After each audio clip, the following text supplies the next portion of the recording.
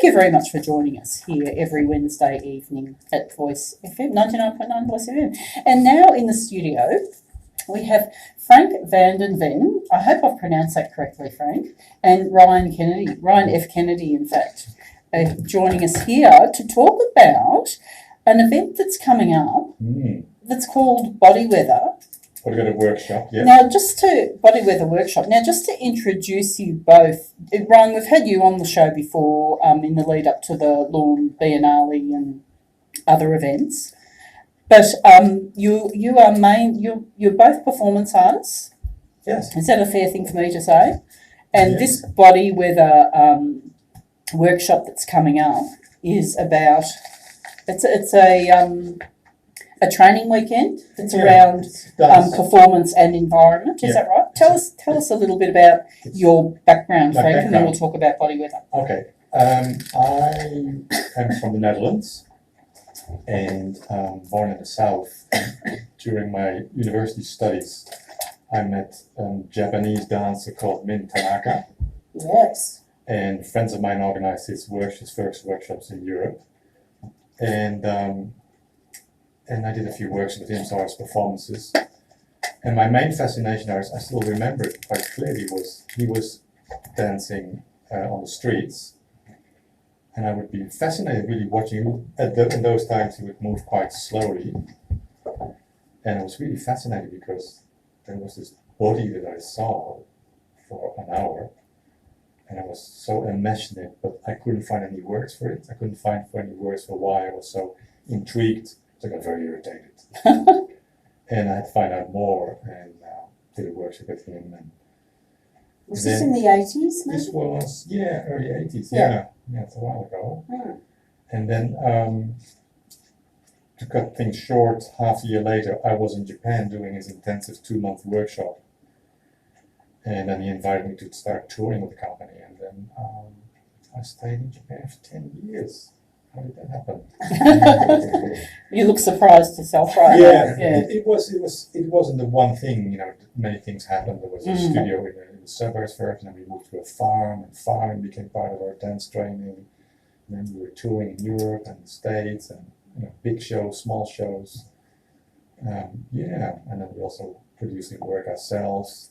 We was encouraged to do a lot of choreography ourselves. So it was a big journey of discovery of dance and movement, quite outside of the normal. You wouldn't find it in a normal dance school. Quite improvisation as well. Yeah, intense. And now here you are in Australia.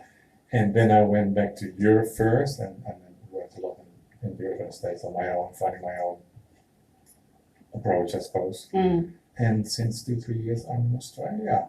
Is this your first visit here, or? No, I'm actually living here now. Oh, you are living here? Oh, okay. Since officially since a year. Oh, okay.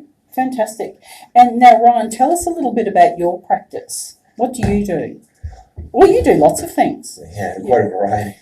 I think a lot of them pooled in. So I work on installations and sculptural pieces that go along with performance works. But you do performance work yourself as well, don't you? Yeah. I think it's always been an element within the work. And it started out really small. I remember one of my first gallery openings in Melbourne.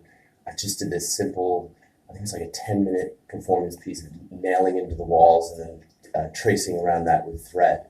And that's kind of grown and grown to be really equal parts performance, sculpture, installation. Fantastic. Yeah. And now you two have come together. You are organising, well, it's a retreat, isn't it? It's a 2.5 day, like a long weekend, 2 nights and 2.5 days retreat. That you're opening up to, well, quite a select number, I think, isn't it? Yeah, it's probably around a dozen we'd like. And I had Frank come up. He lives down in Melbourne, and I said, do you want to have a little weekend up in the Glen Lyon, which is just outside of Daylesford. And beautiful part of the world, very beautiful. And so he came up and was very drawn to the landscape and asked if he could host, or if we could host and work on a workshop. So tell us, one of you, tell us a little bit like elaborate a little bit on what body weather work is, because it's a very unusual Yeah, name, and it's yeah. called that for a very particular reason. That's Maybe that's a right. place to start. Yeah, in body weather, we tend to think that bodies have weather, and what that means is that, you know, for one thing, there's always weather. There's never no weather. It's all encompassing, but it's also highly specific. Mm. And the weather, the temperature just above the floor is different than a meter, is different than 100 meters. So to think about bodies as weather means that, you know, the body is not a fixed state; it's always changing, in constant flux. And of course, we know that, but if you take that as a given to start thinking about how to train such a body, and so we like to be influenced by the notion of weather, macro weather, micro weather, cosmic weather, small, micro, you know, tiny weather, and then we think of different parts of the body have a different weather. Maybe the connection between body and mind are two different weather systems. They're always influencing each other. What happens far away influences you. So that's a little bit of a philosophy or mode of thinking. So does the weather change? Like, is it a sort of solo form, or because your and my weather put Yes. together would Yes. be different from just my weather? Exactly, and also there's a weather between us, Yes. and there's a group weather. Yeah. So it's not only solo. It's Right. actually Okay. it's actually quite important to compare my weather with your weather, because if we do that, then I get a bit more information about my weather, and hopefully you Yeah. about Through yours. comparison. Yeah, comparison, exchange of Yeah. experience, and exchange of thoughts about what we do. So what would you do in a body weather workshop? There would be a tuning to the body. There's a lot of techniques to land in the body, to discover inside spaces by forms of movement. Slowing down speed is one very simple one.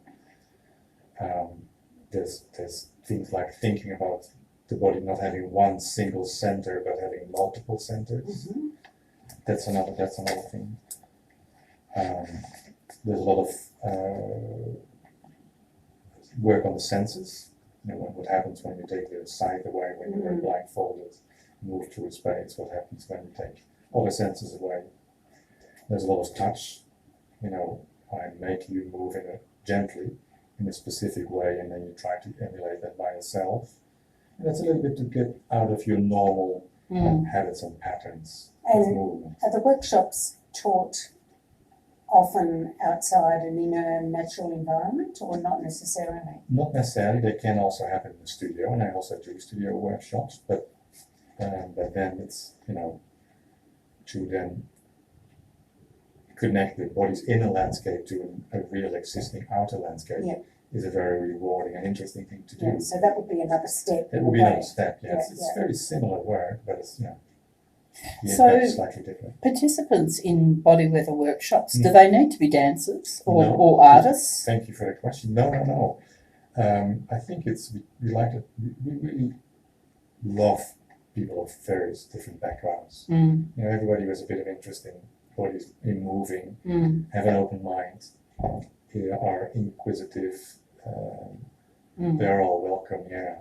Often people who come to a workshop, if they have a dance background, they often come with very preconceived. influenced with Yeah.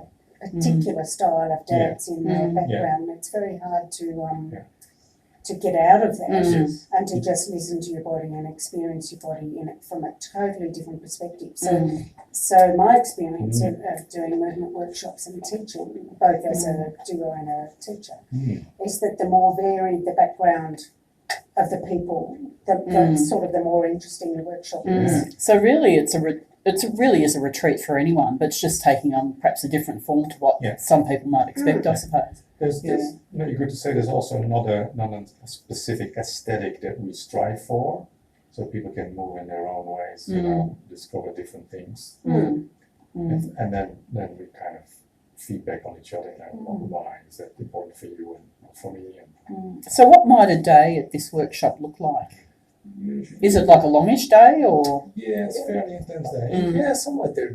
Like previously, they sort of woke up rather early, like 6 o'clock preferably, Mm. and probably go for a bit of a walk, Mm. usually in silence for about a half an hour or so.